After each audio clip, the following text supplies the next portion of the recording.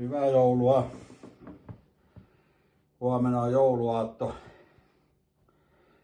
Ja tontut on lähtenyt liikkeelle nyt ja nyt käydään kaikkien kilttien lapsien luona oven takana katsomassa, että kaikki on kunnossa. Että olkaapas kilttejä.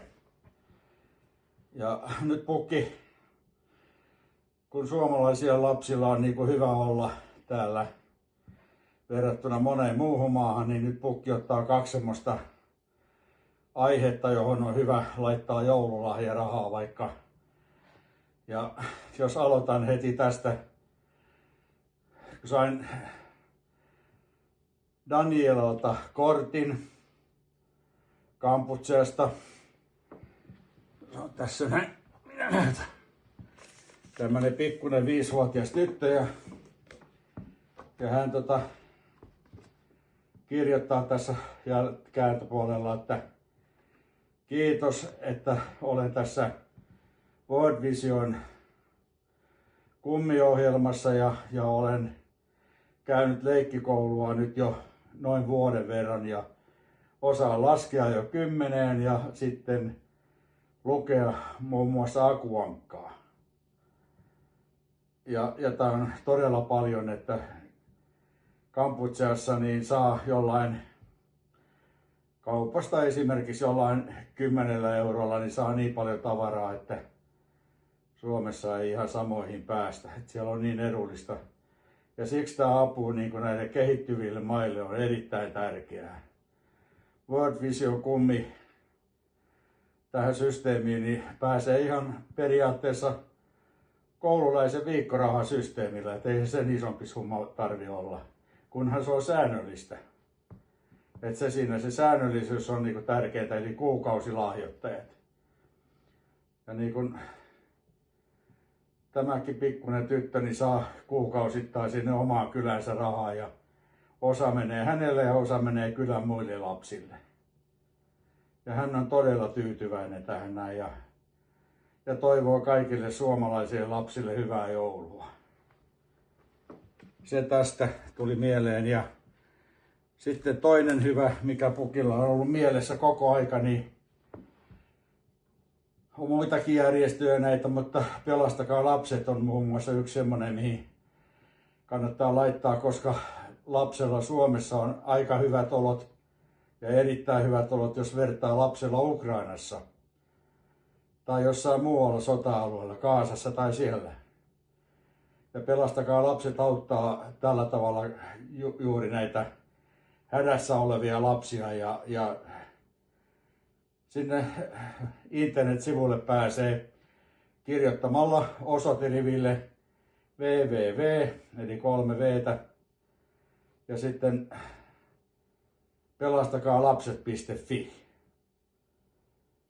Siitä se tulee ja sieltä pystyy sitten laittamaan jonkun summan sinne mitä haluaa. Ja ne ei välttämättä tarvitse olla mitään kymppejä, vaan riittää ihan pienikin raha. 20 saa jo paljon aikaa.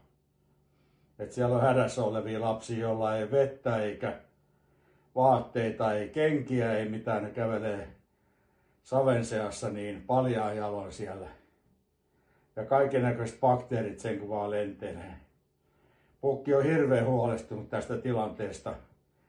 Mutta uskoo ja toivoo, että kaikki menee vielä hyvin, että pukilla on hyvä verkosto.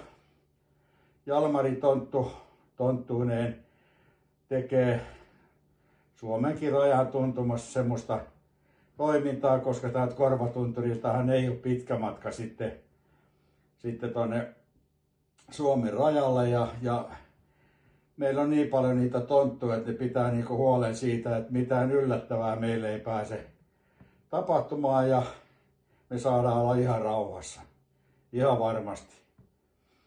Jos joku yrittäisi luvatta tulla meidän maahan, niin kyllä tontut heti ilmoittaa ja soittaa pukille, että nyt on tämmöinen hiippari liikenteessä täällä. Et siitä voitte olla ihan rauhassa ja viettää rauhaisaa joulua. Pukki toivottaa kovasti hyvää joulua.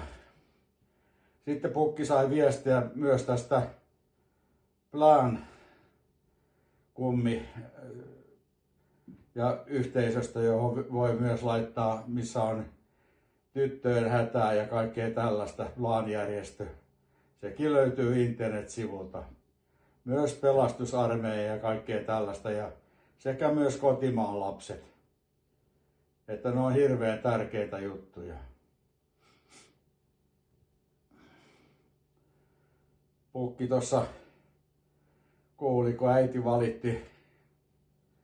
valitti, että miten heidän työpaikalla oli ollut, kun työpaikka antoi aina joululahjaksi kinkun.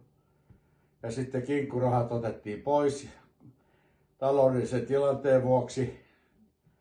Ja laitettiinkin sitten Suomen kirkon diakoniatyön kautta, vaihdettiin K-kaupan lahjakortteihin, jaettiin vähävaraisille perheille, niin siitä tuli hirveä poru sitten, että kun ei saada enää kinkkua. Ja ihmiset ei ehkä edes ajattele, että toisilla voi olla siis todella huonosti asiat. Suomessakin. Että kannattaisi aina muistaa sitä lähimmäistä, koska silloin jos auttaa toista ihmistä, niin siitä saa hyvän olon tunteen ja se sitten kertautuu joskus myöhemmin vielä sitten niin kuin hyväksi, että kaikkea tällaista. Ja yhdessäkin kirjeessä oli, niin 2 poikaa oli aikanaan nuorempi